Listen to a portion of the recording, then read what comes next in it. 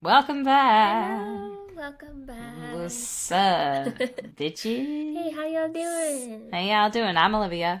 And I'm Amy, and this And this is is Girls Girls Gone Gone Spooky. Spooky.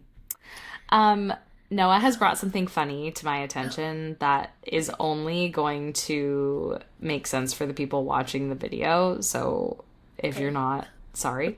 That I do this thing that he calls my loading move, and I go like this.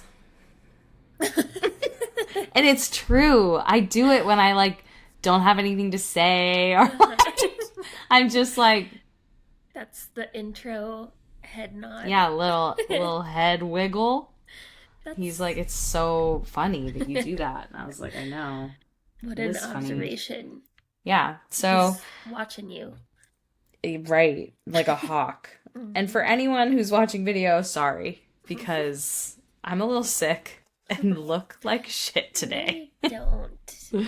You never That's very do. kind. Very kind of you. It's the truth. Well, thank you. So Amy and I are both gonna be like hacking up along today. It's gonna be really good. hmm It's perfect. Um, okay. Well, we're moving up to the Great North this Yeah, week. I'm So excited. you wanna tell them? Yes, we are in haunted Canada. Canada, Oh, some might say. Canada. I Yeah. Why does that just roll off the tongue sometimes? Like I don't know. Canada. It's Canada. obviously wrong, but Yeah. anyway. Everybody in my family called it something different when I lived there. My mom calls it Canada. Canada. Um, my dad calls it Kanukistan. That's funny, actually. I know. Clever. This is a pretty clever one. Good Uh-huh. job. Yeah. Good job, Hagface. Yes. Love you. Welcome to season 5, Hagface. Yeah, literally a callback for like 2 seasons ago. Um, but no, haunted ass Canada, dude. Shit's haunted Yeah. as hell. Yep. It really is. Um, before we jump in, though, Mhm. Amy's first this week. Before we jump in, two things. Should we talk about what happened with the Conjuring movie? Yes. Let me find that link, although I probably remember Yeah. because it was really simple. It But was just generally really upsetting. yeah, it was what's her name? Vera Farmiga, Yeah. Yeah. the lead of that movie. Mm-hmm. She had more bruising appear on her body This during poor woman. filming. Yeah, which has happened I think in every movie. Yeah. If I remember right, Joey, what's her name? Joey King? Was she King? in The Yeah. Conjuring? I think Yeah, so. she like developed a weird blood disease while Oh, filming. yeah. Yeah, Oh there's my God. I forgot about that. yeah, a lot of bad stuff. Wild. Yes. And now she has bruising appearing again, and she posted a picture somewhere, at least that's what this story said, but I didn't see the picture when I looked at her Oh, Instagram. But still, why? creepy. It's so scary. Why is it It's so happening? scary. I don't know, but Yeah, I cannot wait to see the new movie. I've heard it's like spooky ooky. I can imagine that I you would really be want to see excited. weapons too. The little Oh, kids running with yeah, their no, arms no. Hey, straight out. don't you do it. I I'm doing hate it. that so much. I don't The know the why. villain, have you seen the villain in that? The like red-headed, like scary looking woman with all the crazy makeup and stuff. I I think can't. she's gonna be like the Halloween costume this Oh, year. I think I everybody's guess. gonna be her because she's like Okay. so like identifiable. I kind of want But to. yeah, look her up because she's very like, yeah. What did you I search? Like weapons villain? villain. Yeah. Ew, it's scary. Why do I find it so scary? This movie. Aunt Gladys. Uh, I don't know, but it is spooky. yeah, Spooky ooky. I don't like it. The way they're running, dude. It reminds me of Owen, because they're like Owen's age. Oh, yeah. Creepy. Not that Keep an he's eye on creepy, he's not him. creepy. Yeah. Um, keep an eye. hmm Yeah, I don't think something like this would happen at his like Montessori, you know? Like, I Yeah, think they're probably not. safe. Yes. Yeah, Um, I'm sure. okay, so one last thing. I like can't believe I didn't announce this in our first episode back. We now have a Oh Facebook yeah. group. Yeah. So check her out. It's linked on our like general Facebook page. Um, it's a private group, so you have to answer a couple questions to get in, just so that we don't have people like coming in and trolling. Little trolls. But yeah, join our little Facebook group and our little community and share spooky shit you come across on the internet. You Hmm. can also make episode topic requests, share stories, whatevs. Hmm. Whatevs. Yeah, whatever. Um, so yeah, that's my last little plug. And now, without further ado, Amy. Yes, really Her. quick. Yeah, her. Mhm. I'm guessing the answer is no because you've been busy. Did you watch Unknown Number yet? No, but Okay. damn it, I downloaded it for Oh, the plane okay. back from Vancouver and I ended up watching Thursday Murder Club instead. But Okay. it's downloaded and ready to rock, so I need to Okay. watch it. Okay. And you haven't seen a spoiler yet, right? No. Okay, good. We'll keep it No. that way. Because Yeah, everyone because is like all the like ads for it are like you'll never guess who was the one who was doing it. And I'm like, right. who? Who is it? Who is it? Oh my God. Okay. Maybe I'll watch it tonight. You should. Um, it's It's so sticking good. with me. Uh-huh. Is it just one movie or is it like multiple episodes? Just one movie. Okay. So Oh one yeah, and I done. downloaded it. It was just one. Hmm. Okay. I'm Yes. on it. I'm on it. Yes. And we'll talk about Um, it next hell time. yeah. Hell yeah, Cause brother. It's yeah. juicy. Yeah, I mean, I feel like we've talked before about how sometimes it's easy to foresee twists. Yeah, Like, yeah, yeah, but yeah. this one, I was like, You did oh not my see God. coming. Yeah, Oh not my at all. God. Okay, Not I'm so even a little. excited. Yeah. Um, okay, and then one last thing. Okay. I am like crawling through the last 15% of Outlander, and 15% is over 5 hours of audiobook.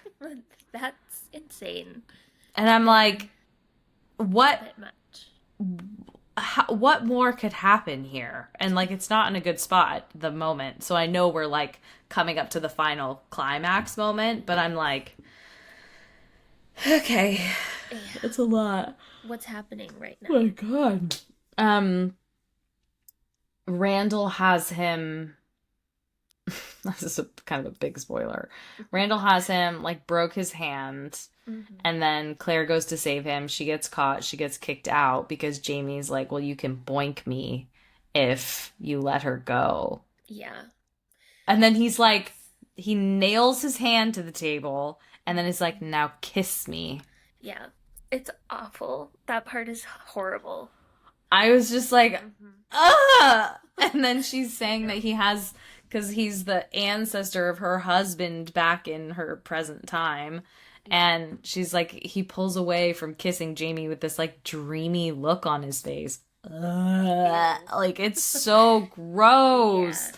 And she's Yeah. like, a look I recognized and like used to love, and now I'm disgusted. I'm like, oh my God. Gross. Also, Gross. I don't fully understand. I mean, I suspect this is in future books, but like there's no way she just never goes back. Like she was just like later, honey, like never goes back to her husband or the future. Yeah. You'll just have to see. Yeah, I'm certainly not going to read it, but I Yeah. will watch the show cuz holy fuck these books are Yeah. long. They're And they're like just too bricks. slow to be that long. Yes. Like I love a long book, but like Game of Thrones was not this slow. Yeah. Yeah. It's a lot of detail that She may describes not be everything. necessary. No, I agree. I agree. Yep. And it's a style, so like I get it. Hmm. But Yeah. hooey. So Okay. it's no. Anyway, that was it. Okay. All right. Let's go to Canada. Mm-hmm. Okay. So I have three Excellent. stories. The first one is the longest, so we'll start with that. Let's do it. So it's the Ottawa Jail Hostel.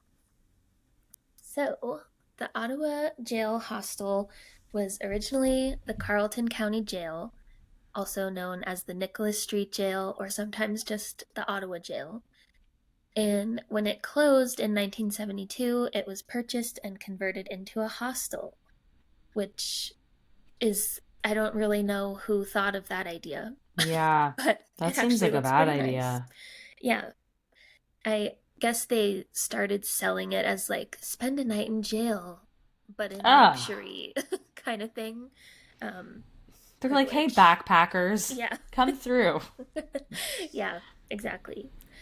Um, but yeah, they restored it pretty nicely, especially now. Like, I don't know what it Okay. looked like in the 70s, obviously, but I was looking at the website and it looks, they painted everything white and it's like brick walls, trendy. Um, but anyway, the top floor of the jail was where death row inmates lived, and that they've left pretty much like they've cleaned it up, obviously, but it's pretty much in Okay. its original condition. Um, a little bit of history about it. The Nicholas Street Jail was the main jail of Ottawa for over a century.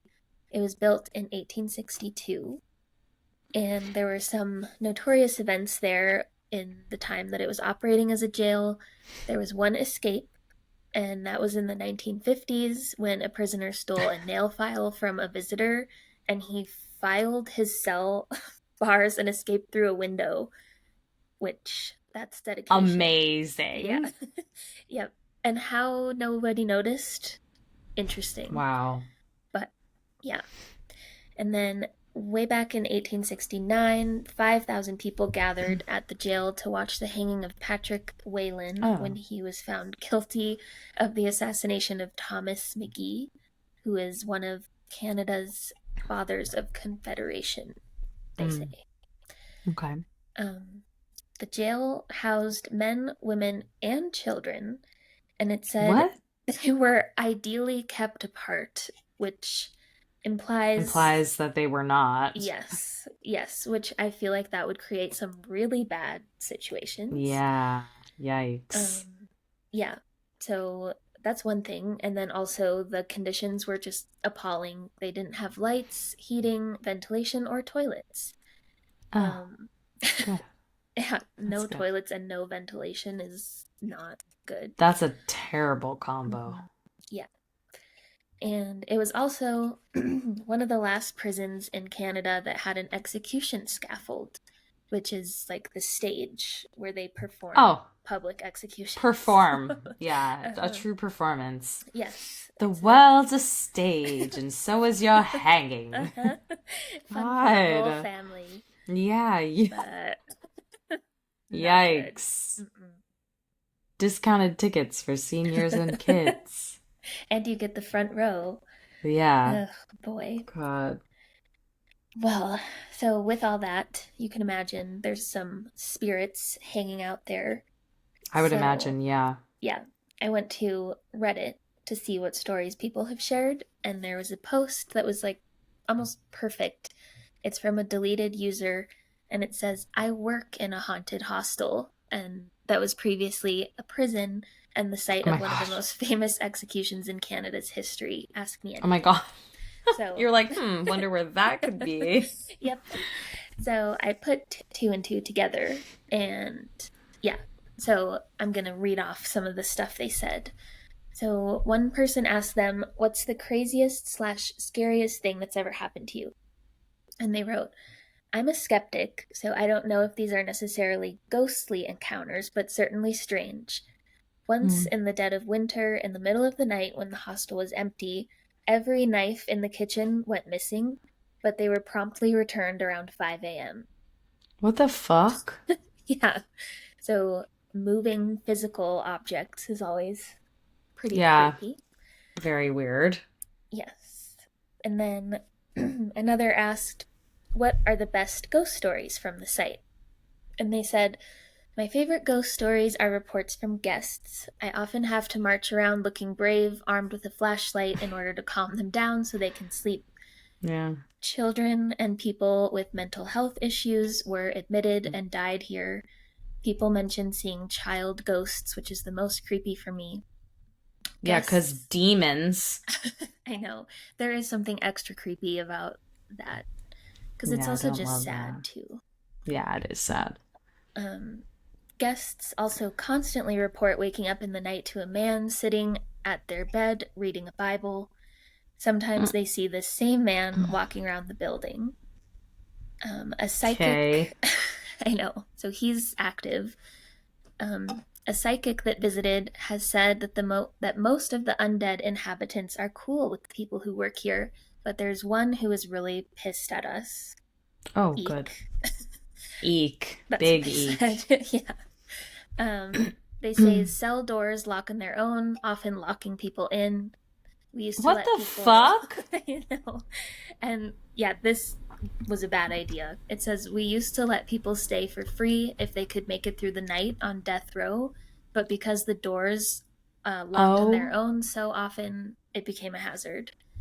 Um, the oh, creepy good. thing is, if that's not creepy enough, Yeah, what the that fuck? most of the locks have been taken off of the doors, and this continues to happen. Hmm, So, yeah. good. Then also, I've closed an entire block of cell doors only to return and find them all open like 10 minutes later. So, Ew. I know there's a lot of activity. I don't know, maybe just because of my own personal experience, but I feel like doors opening and closing on their own is just like, Really scary. Yeah. yeah, Yeah. Our personal experience is a little spooky with yeah. that. Especially because, like, I feel like, when it's like a doll moved or something, it's like you could really chalk that up to like I just misremembered the position Hmm. that it was in, but like remembering specifically like I closed the door Yeah. is a whole other thing. Yes. Right. Which I'm sure in this case they were going through like closing for the night. So Right. obviously you remember. Yeah. Yeah. Really weird. Very weird. Then another person said, obvious question, have you seen anything you thought was a ghost? And they Mm, said, again, I'm a bit of a skeptic, but there have been lots of mm. weird things. I haven't seen anything, but I often hear stuff. Sometimes voices, whistling, etc., especially when I'm in death row. Hopefully, I'm not crazy, but other staff have had similar experiences. We Huh. constantly live with that creepy feeling like someone's watching you or there's something right in the corner of your eye. Yeah, don't Hate like that. that. Hate. I hate that. Loathe that. Yeah, Um, don't love it. then the last question they answered was, do guests report things during the day as well as the night, i.e., when it's light Mm. as well as when it's dark? And this answer is kind of funny because it could just be kids being cesspools of germs. Of But course. it says, yep, kids get nosebleeds and barf a lot and blame it on ghosts in broad daylight sometimes. Okay, barfing less, but nosebleeds? Yeah, that's the one that That got is me kind of too. scary because it's like I feel like a ghost like giving you a stomach bug is unlikely, but a Yeah. ghost like changing the pressure in the room to the point where you get a nosebleed? Mm-hmm. It's possible. Yeah. I don't Don't know. like it. Yeah. No, don't love it. Mm-mm. No. Um, yeah. So that was the end of their AMA. But then I found another story from Twice Upon a December, and they described their experience staying the night. And I'm going to summarize it quite a bit. Okay. So they said nothing too big really happened at first when they stayed at the hostel. There was a bathroom at the end of the hall from the room the five of us stayed in, and two of my friends went there to check it out. There was a door at the back of the bathroom for the toilet to separate it from the shower room. Hmm. And my one friend went in to check it out, and when the other went to follow her in, the door was partially open, but it was like something was pushing it from the other side, so she couldn't get in. The Ew. yeah, the friend inside the toilet room swore she wasn't touching the door. I suppose we can't prove this, but yeah. When we tried later, the door moved with ease and was incredibly light. Yeah, but the girl So, in the toilet room was also probably really freaked out. yeah, because there was She'd probably be stuck something in there yeah, right. with something. Yeah, Yeah. I'd be panicking. Yeah. Um, yeah, Yikes. And then later that night, they went to bed and they write, suddenly, and I cannot express how this has never happened to me.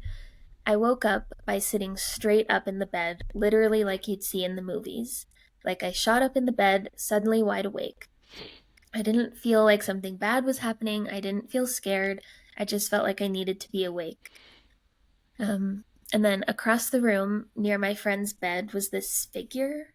I still Oh, don't okay. know how to explain it, but basically, when you first wake up and your eyes are full of sleep and your vision's blurry and a little shimmery, it was like that, but a defined shape right there by my friend's bed. The rest of the room around it was not blurry, which is how I know it wasn't just my vision. Uh, And like I said, it was a clear shape. It wasn't Wait, totally is this the defined. friend who was stuck in the toilet room? Oh, I wonder. They Ew! didn't name. They were Oh being targeted. no! Oh, they Oh, I didn't don't like say, that. but that's scary. That's very So, scary. yeah.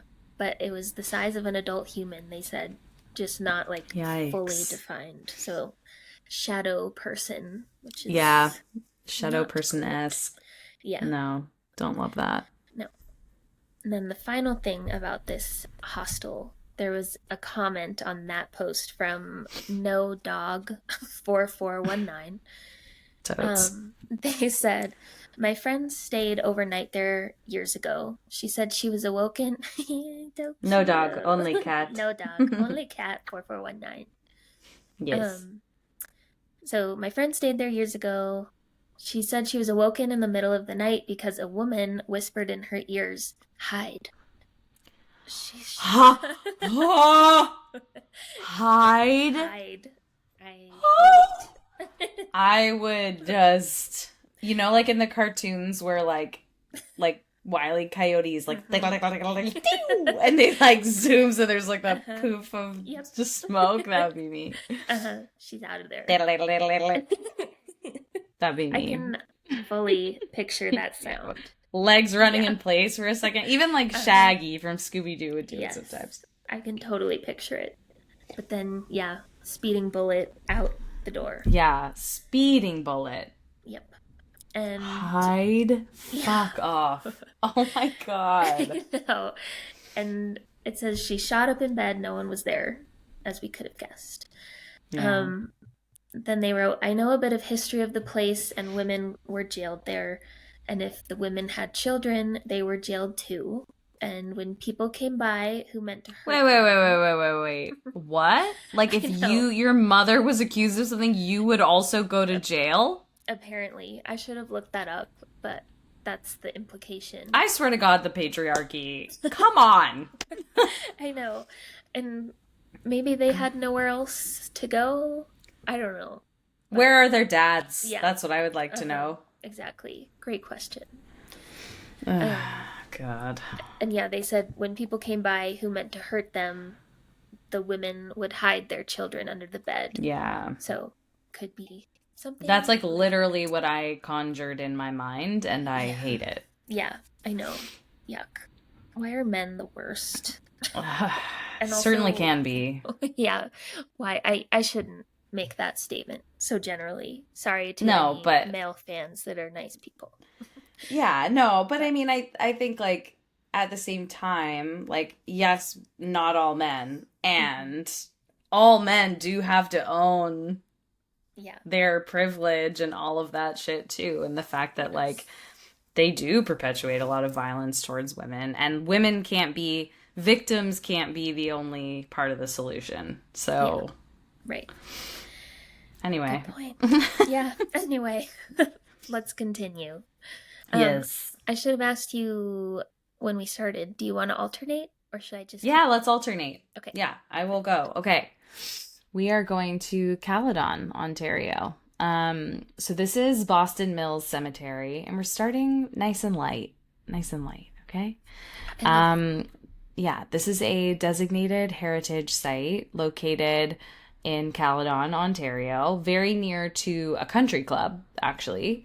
And unlike most cemeteries, there's actually no church association. So usually there's like a church and then a cemetery like near it. But according to local legend, in 1823, a man by the name of David Williams was struck and killed by a falling tree when he was clearing land that was to be his farm. In the absence of a coffin, he was wrapped in the bark of the tree that ended his life and was buried in a spot which overlooked the Credit River. By the 1850s, the community established a non denominational cemetery here, and it has been in use as such ever since. And it says according to local legend, but like, it seems like that is like pretty confirmed. Like, maybe not the details of the bark of the tree, but like, whatever. Yeah. So we're gonna just jump straight to the ghosts. So there's a priest who walks around at night watching over the graves. No one knows exactly who he may have been, especially given there's no connected church. Right. Weird. But he seems to be sort of keeping watch over the souls of the cemetery. The more famous ghosts, though, are those of children who've been reported to play among the gravestones. And it's most likely they are actually not buried there. So when the cemetery was in use in the 1800s, there was also a schoolhouse on the south side of Boston Mills Road so that the children would have looked out the window onto the cemetery from the one-room schoolhouse. And it's even possible that these headstones may have been like the recess playground for the kids as the cemetery expanded. And then at some point in the late 1800s, the schoolhouse officially became part of the cemetery when the school board amalgamated and the children were moved to another location. When this happened, the building became a mortuary. So like the schoolhouse is now a mortuary where the bodies of the dead who passed in the colder months would be stored until spring when the ground was soft enough to dig. So it actually seems, we've talked about this quite a bit, that like these children actually just loved this schoolhouse, and so they in death came back at this age to continue playing there. So people see them playing amongst the stones. They see strange orbs floating around. Lots of photos have captured these strange orbs, and there are even stories of inexplicable lights being seen inside the schoolhouse building when there shouldn't be. And what's interesting is that most paranormal experts and enthusiasts will say that cemeteries actually are not the best places to look for ghosts. Hauntings more commonly happen in places where people have lived and worked or where trauma has occurred, rather than on the spot where their bones are resting, partially because, like, they've been put to rest peacefully, so it's just not, like, an area of interest for them. So at Boston Mills Cemetery, it's the children who actually loved this hallowed ground, not who were buried there, who played there, learned there, grew up there, and that seemed to be coming back to remember the place as it was in their lifetime more than a century ago. That's nice. Actually. Yeah.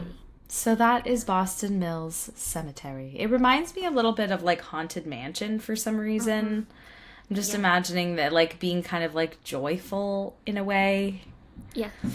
I don't know. That's the vibe I get. Yeah.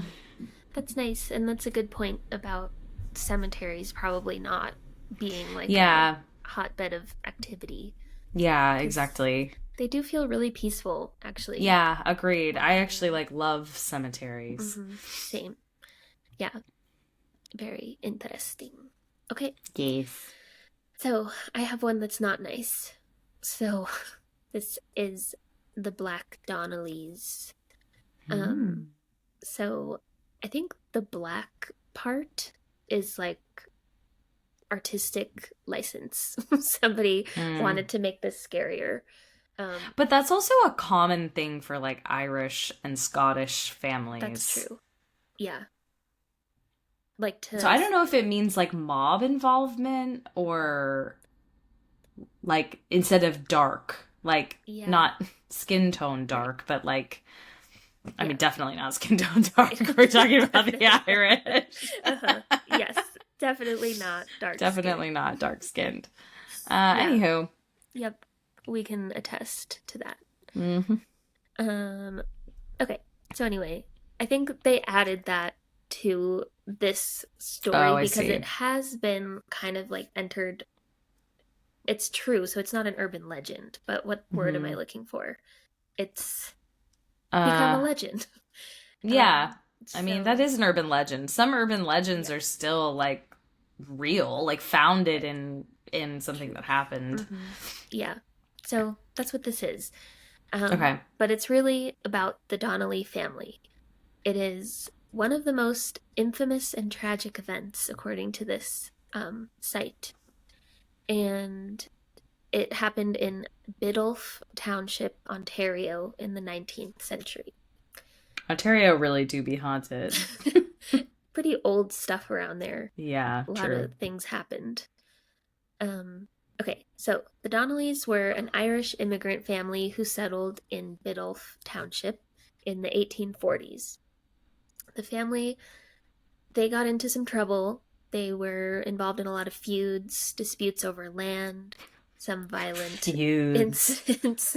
I that feel like 100% certainty I caused a family feud in a past life. Like feud between families. Like I feel like I would have been like, I'm gonna start some shit. by doing what? What would you do? I don't know.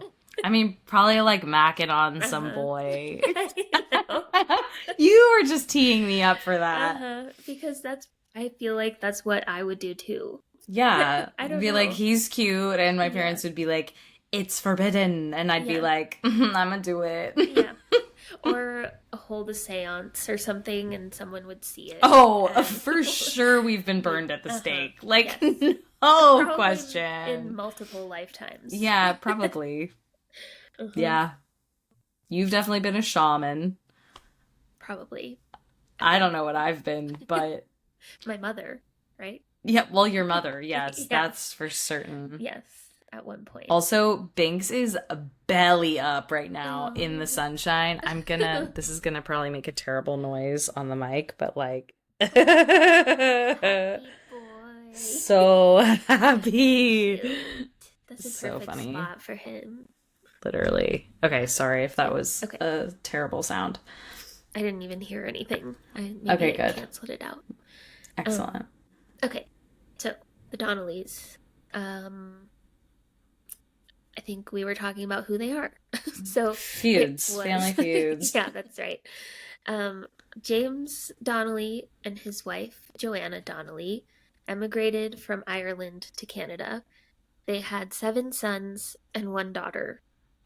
That's a lot of kids, Okay. and also a lot of boys. Yeah. The family became, they were known to be a little bit tough and like very protective over their property and their family. And maybe because of this, they were a little bit controversial and disliked by their neighbors. It's giving Peaky Blinders. Yeah, I still haven't watched that. I really, Holy shit. What? Dave told me I It's have to. so good. Oh my god, it's so good. And Cillian Murphy. Oh, doggy. They're Not making a complaining. movie. Oh, really? They're making a movie now too, so Okay. you better Yeah, I better get hurry caught it up. Yep, it's time. Okay, so their neighbors and other people in the town accused them of horse theft, arson, vandalism, and assault. Okay. However, Light work. yeah. But a lot of these accusations were never and could never be proven, and most likely this was discrimination because they were Irish Catholics. And there was a lot Dirty, of... dirty Irish I Catholics, know. dude. Just so dirty. Yeah, just like yuck. Sorry, That's- Grammy, love you. Yeah. I know. I have nothing against them, but No, The me Irish neither. I mean, I am Protestants one, sure did. arguably. right. At least descended from Yeah. one in my case as well. Yeah, That's- exactly. But the Protestants did not like them. So No. this was probably often their Protestant neighbors were like making things up to, I don't know, stir things up, cause feuds. Yeah. Cause feuds. So, a vigilante group eventually decides to get involved because they just really don't like the Donnellys. They believe all these things that people are accusing them of, and they call themselves the Biddulph Peace Society, or the Sounds like a Vigilance cult. Committee. Yes, it does. And what they do is not at all peaceful. So, Mm.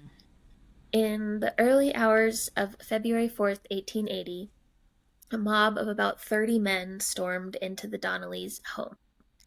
They murdered four family members, including James, the father, Joanna, the mother, one of their sons, Thomas, and a niece, Bridget Donnelly, who was visiting.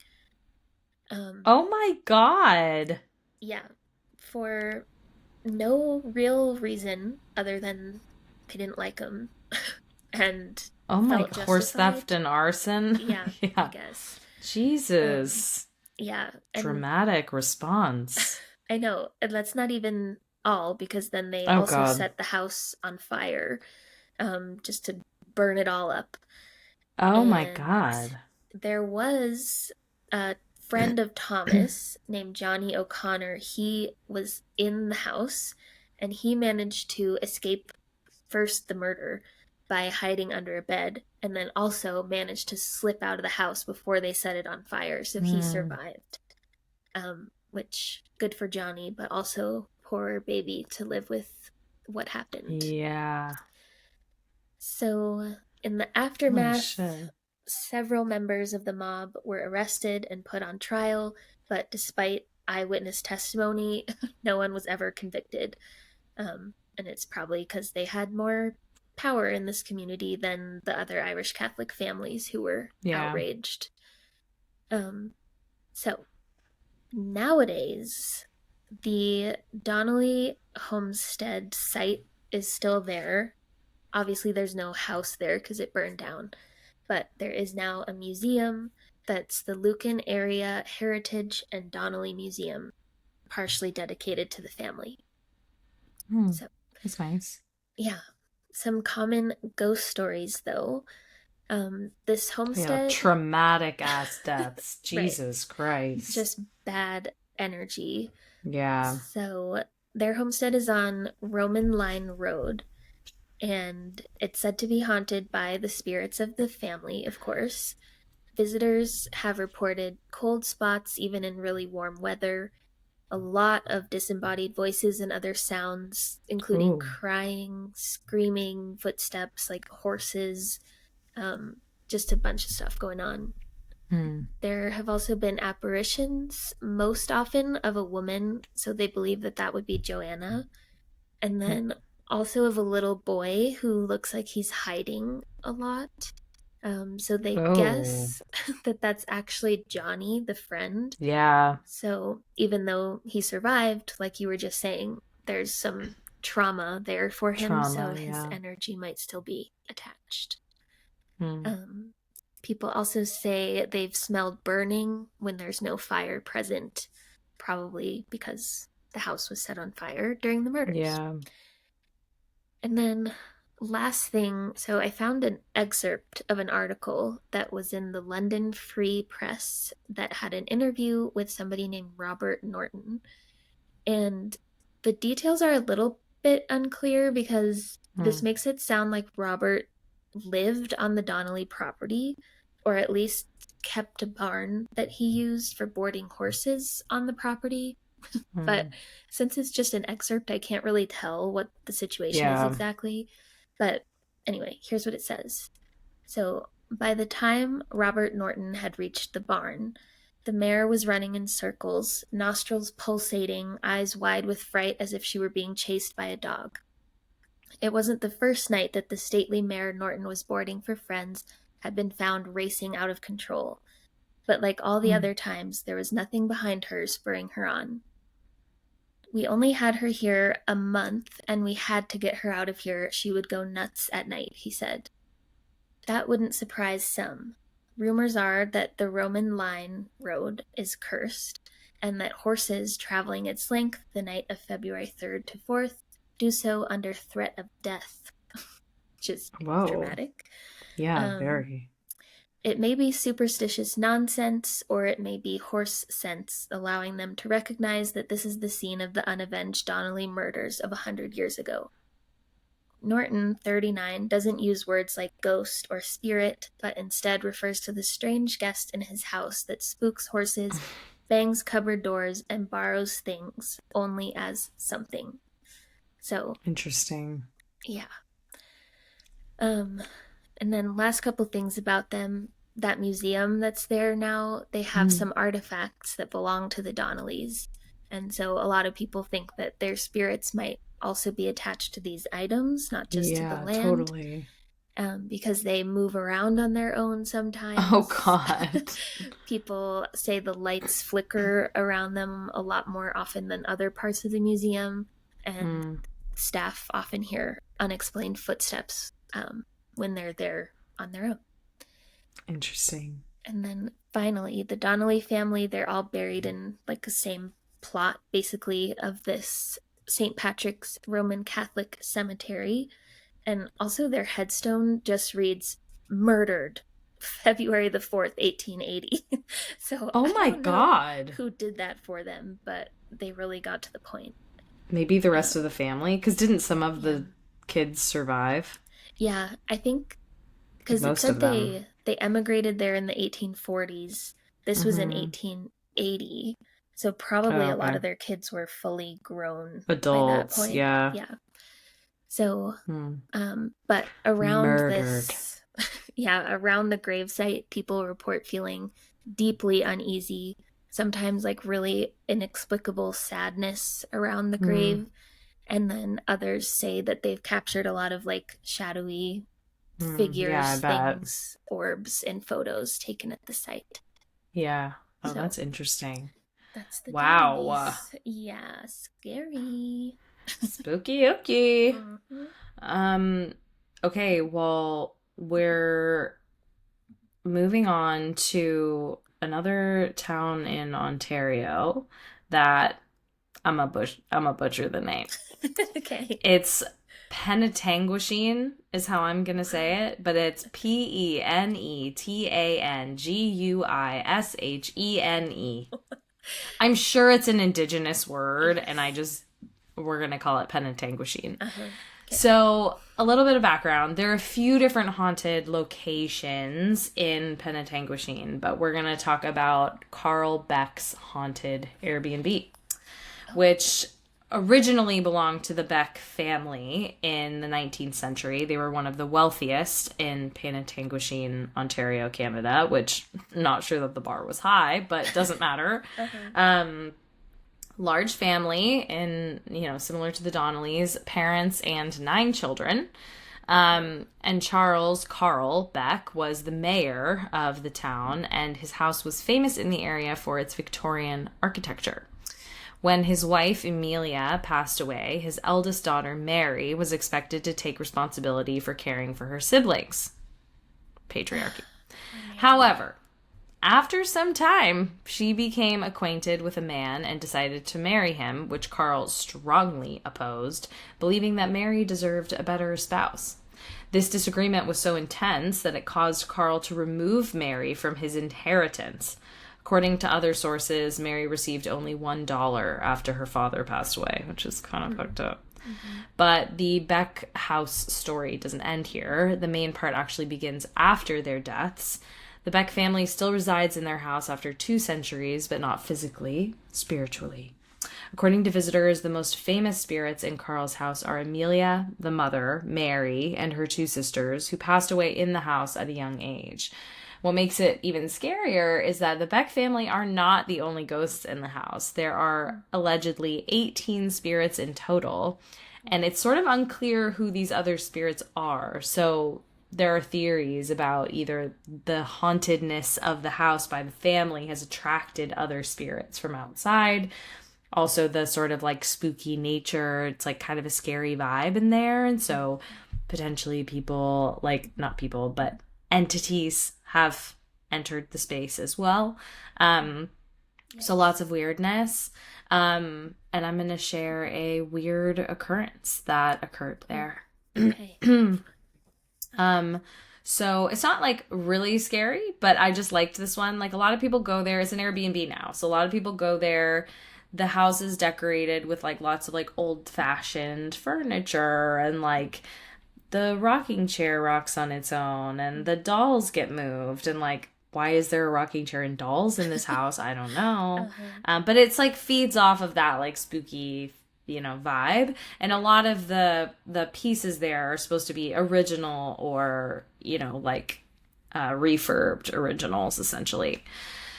So this is from Kushka Plushka on Reddit. So they say, "Hi friends. A few weeks ago, my friend invited me to go stay up north for a bit just to get away. All the cottages and stuff in our price range were booked up, so we ended up booking a suite in this cool Victorian mansion there. They claimed that it's haunted, and honestly, I was excited for the novelty of staying in a haunted house. Nothing super weird happened, except for one thing that I can't really explain, so I wanted your input. I stayed in the smaller room of the suite, which had no windows, so it got quite hot at night. The last night, I decided to use the ceiling fan so that I could actually get some sleep. I turned the fan on, turned the light off, and went to bed. Slept fine, but when I woke up in the morning and went to turn on the lights, they didn't work. Not too concerned. I figured I needed to pull on that string that sometimes hangs from the ceiling fan light combo, but as I got up close, I noticed that the light bulb was gone. Slightly more weirded out, I decided I needed coffee. I waited until my friend woke up in her room and had her go to look with me. "No, you're right," she said. "There's no bulb." Okay, so my logical explanation was that the ceiling fan was pretty old and kind of shaky, so the rotation probably knocked the bulb out. Started looking on the floor, and indeed, there's the bulb, about a meter or so to the side of the ceiling fan. But probably got knocked to the side, I guess, by the rotation? So here's the weirdest thing, though. The bulb was burnt out, like fully black, but it worked perfectly the last time I turned it on, and it obviously wasn't on at night because I turned it off in order to sleep. A tiny bit of background, maybe irrelevant, but who knows. The only other time I had a semi-weird experience like this was a year ago. I was living in a different house and decided to make a Ouija board as an art project. I know, I'm sorry. One night I decided to quote-unquote try it out on the porch. Nothing weird happened, so I gave up. The next day, though, the lights and all the plugs on the porch didn't work. I checked the breakers like 5 times, but that didn't help. It never worked again, actually. Whoa. So this is what I think is like, this is how there are now 18 spirits there, is people come to this haunted place and they bring these other attachments and then let them loose in this house. Interesting. Yeah. Kind That's of a weird theory. one. A quick one, but a weird one. Yeah. And that's it. Wow. Penetanguishene. Yeah. Penetanguishene. Yeah. It's a wild name. Yeah, it really but I like it. Yep. Okay. All right, all you, girl. My last one is very short and kind of silly. So Okay. it's My the last one's really hobgoblin. scary, so. Okay, perfect. That's a good way to end. 'Cause that's what we're here That's for. what this is for. That's what we're here for. Exactly. So, but this is the hobgoblin at Oh, Fort fuck yeah. Niagara. Hell yeah. So, a hobgoblin, just to remind you, is from European folklore. Let's just usually- brush up on our hobgoblin lore, please. I know, because it's been a while. That was probably like It has. season 2. I don't know. Yeah, probably. We did a hobgoblin. Did we? We did. Yeah. Or like a segment. Yeah, on Yeah. hobgoblins. Hobgoblins. But it's basically a goblin, but it's like a house spirit most often. They're usually kind of tricksters, like kind of playful and annoying, but they're usually not bad unless you offend them or like mock them somehow. Then they can have some poltergeist like behaviors. But Same. yeah, exactly. So the hobgoblin of Fort Niagara, the first incident with him, is in 1804. There was a young man named John Carroll. He was in the military, and he was punished for being overly drunk one night and confined in a solitary cell. But this was not a normal cell. This was a pit that they dug into the floor of one of the fort's buildings. That's so 1800s of them. No, just so beyond 1800s. Oh my And God. they called it the black hole. So you can imagine it was Okay. just, yeah, dank and dingy and awful. So that night, he claimed to have been visited by a hobgoblin, but this goblin wasn't threatening harm. He just commanded Carol to write a song. And so He John said, "You're Carroll, not expressing your creative side enough, right? John. No, You're gonna write me a song." he was being helpful, you know? Yeah. And His so muse, really. apparently when John Carroll begged like the guard or whoever for a pen, paper, and like a candle, they gave it to him. And when he came out of the hole the next day, he came out with a full composition that he called Carol's Thoughts on Eternity. A And light it piece. was, right, it was allegedly dictated to him by the hobgoblin. So you can listen to this song. I Excuse me? I haven't listened to it yet. Um but yeah, Carol's Thoughts on Eternity if you want to check it out. Okay. Then Wow. there I was bet it's a one. bop. I know. I'm curious what it sounds like. I have no idea what 1804 was. Romantic? I'm gonna pull it up. Okay. Yeah, we could hold up a phone. Let's see. Carol's thoughts on eternity. Do you think it's on Spotify?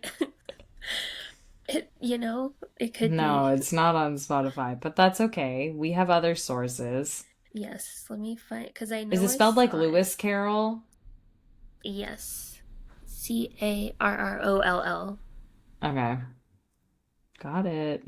Oh, you did? Okay, perfect. Well, let's see. Hold on. Carol's. Oh my God. What? Okay. That's so easy. Yeah.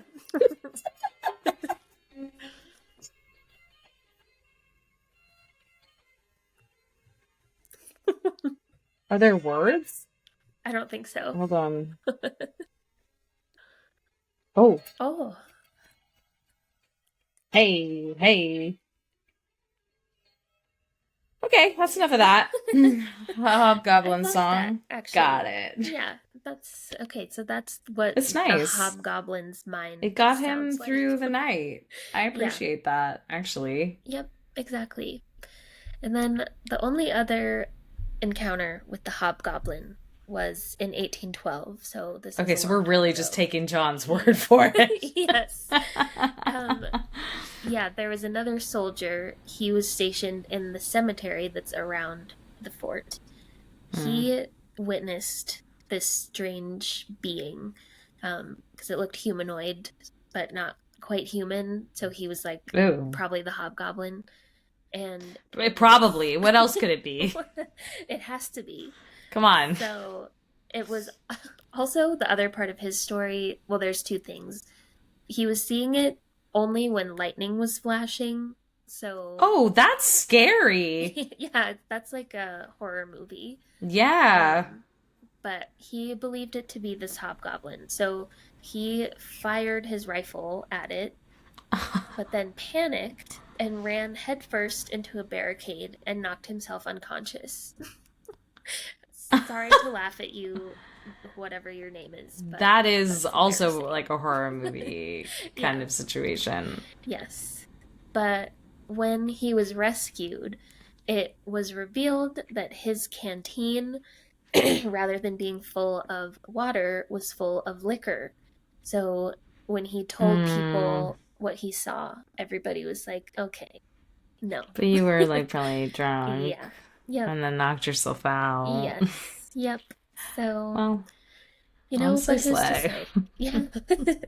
What else are you going to do when you're I'm just also gonna fill monitoring?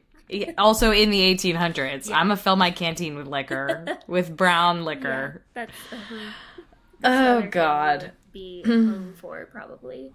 100%. Yeah, 100%. We'd be like, we're not taking care of these babies. We're Yeah. gonna do a seance, and We're we're gonna gonna drink a lot dance. of brown liquor. Yeah. And I'm gonna wear pants. I'll tell you that Oh, much. yep, for I'm sure. definitely gonna wear pants. All Okay, right, that's it. ready for a spooky little closer? Yes. This is the Windigo, which I think we've covered before in pieces, but I don't think we've done like a full thing on it.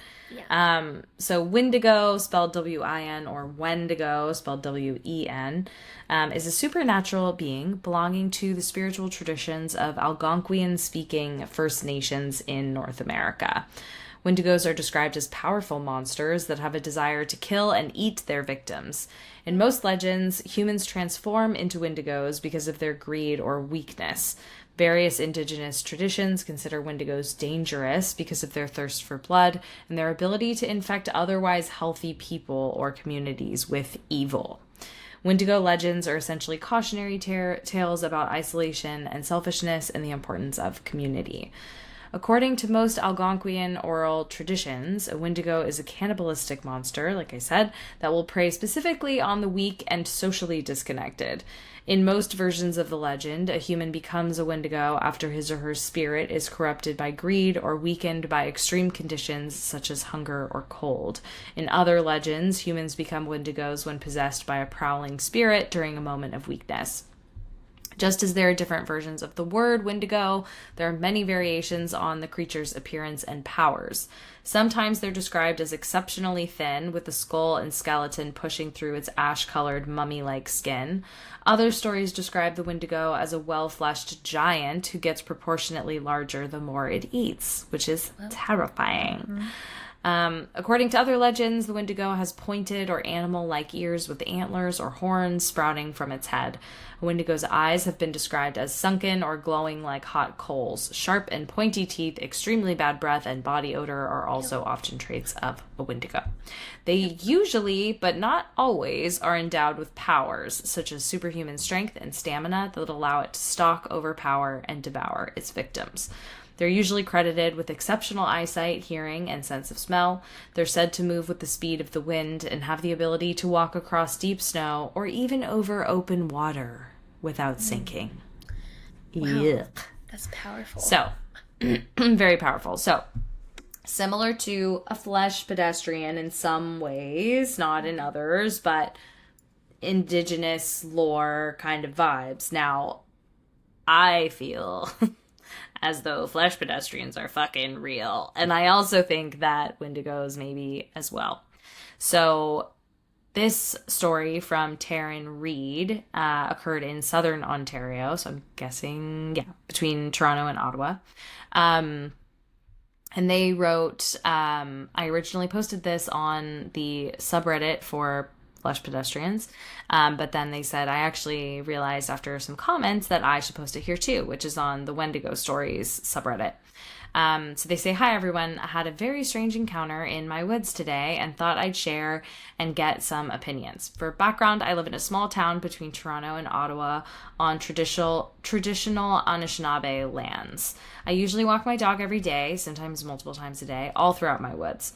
I decided to take my dog out for a walk this afternoon and not put my headphones in. I usually do because, as I stated, I walk out there every day.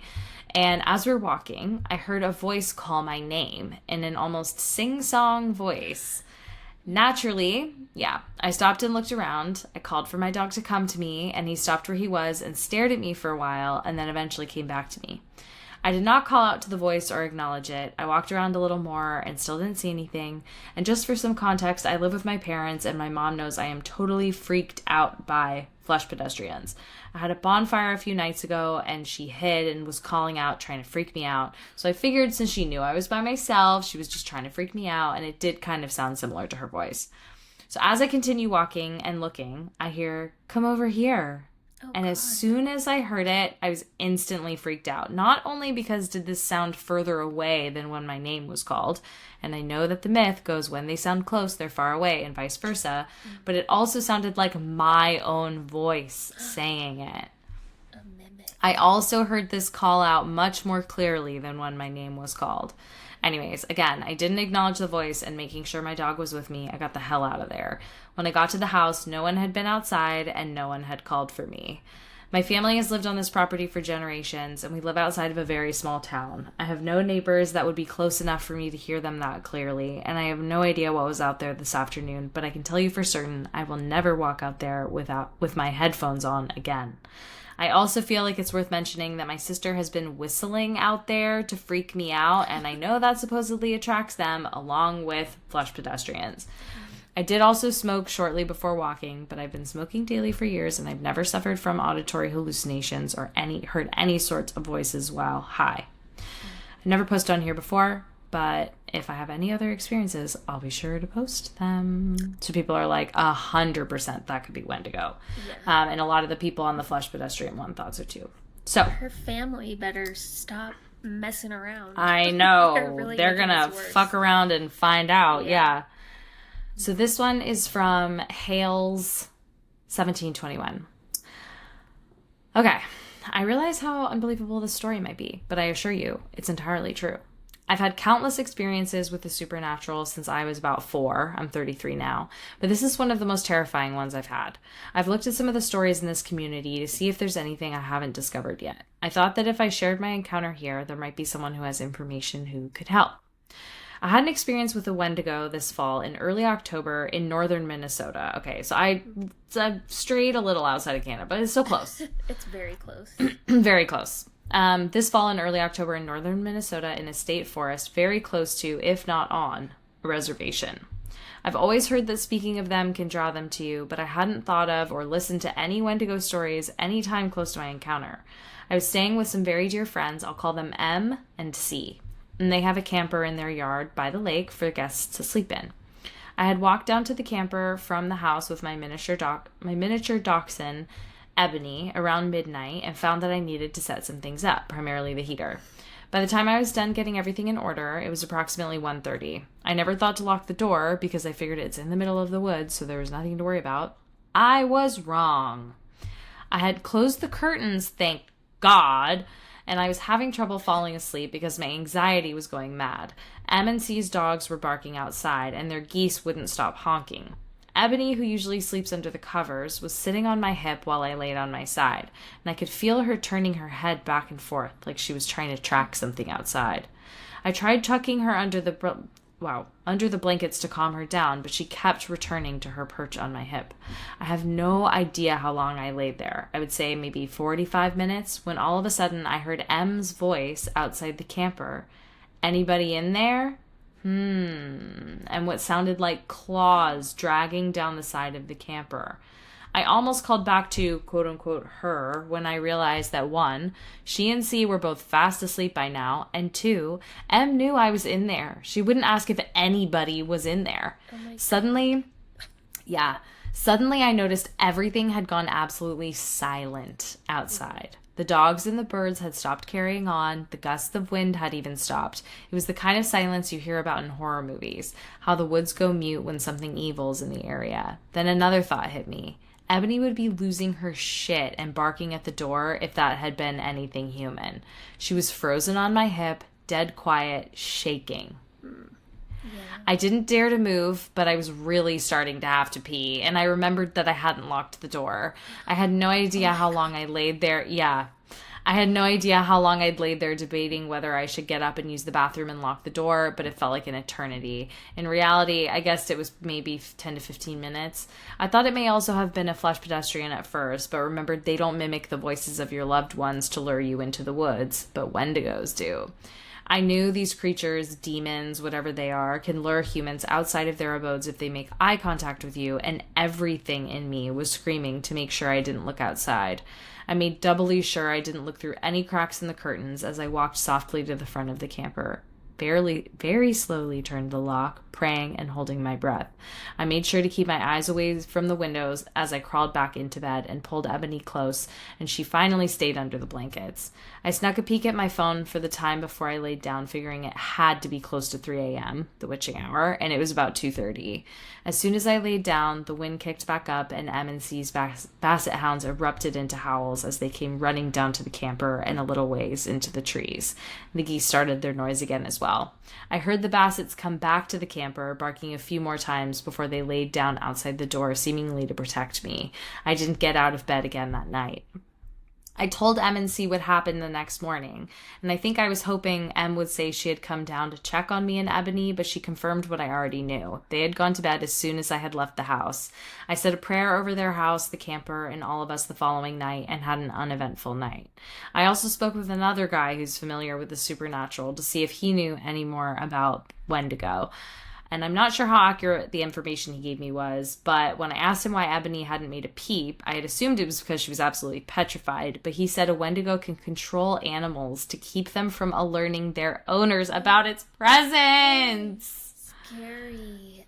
Yeah. He also told me they can't enter houses that aren't made of wood directly from the forests they're hunting in, tents and campers included, because they consist of man-made materials. 2, a lock is useless. They can unlock and open a door so that they can try and lure you outside. And 3, they typically do stay in the woods, but they will come into a smaller town and never into a city. I never heard of any of what he had told me before, so again, can't speak to its accuracy, but I also haven't researched the claims either. He advised me to never go outside to pee at night if I ever go camping, and to bring a bucket or something to use instead, and to make sure that I always close tent flaps and curtains before falling asleep. He said if the flaps are open so you can see outside, the Wendigo can make eye contact with you and draw you out. Last part here. After leaving M&C's to go to my father's house for a few days, I had the distinct feeling of being watched when I took Ebony outside after dark. My father lives 3 hours away from M&C, but his house is in the country. I told myself it was only the fear from the experience and what I know about the Wendigo triggering an overactive imagination. I never heard anything, and I watched Ebony's behavior very closely, and she didn't act like she had in the camper. So, That's so scary. Yeah, I'm speechless. Yeah, I don't like it. I don't like it.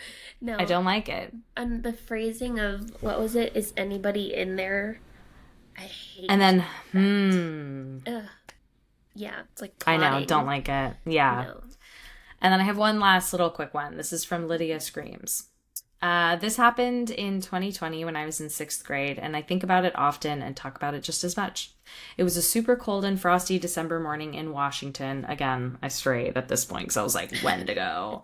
FYI, I lived in a trailer park home in the woods.